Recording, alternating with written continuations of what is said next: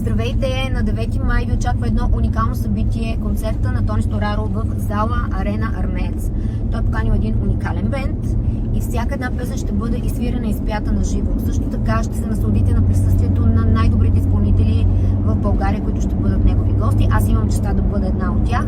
Мога да кажа за Тони, че е моята любима дуетна половинка, защото всяка песен, която направим заедно, се превръща в хит, става ваша любима.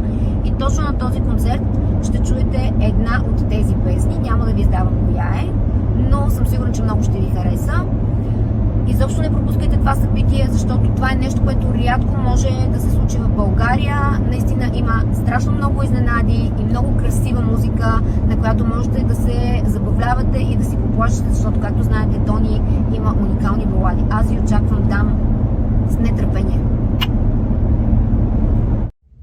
Здравейте, приятели! Каня ви на концерта 25 години Тони Стораро, моят голям приятел и колега.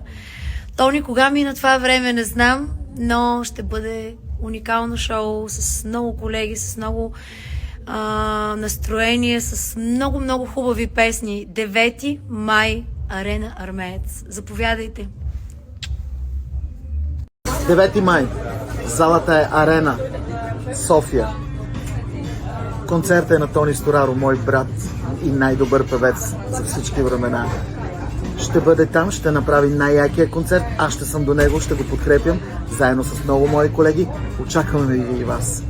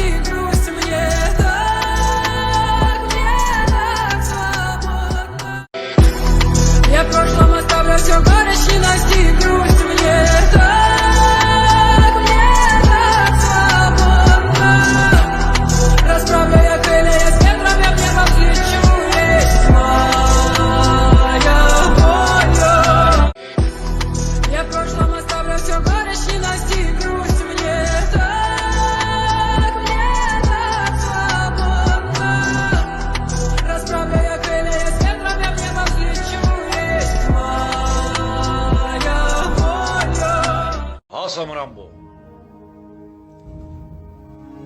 Сега отивам в България. Имам сметки за уреждане с българските депутати. Те съсипаха държавата. Да живее България! Я в прошлом оставлю все горечь, ненасти.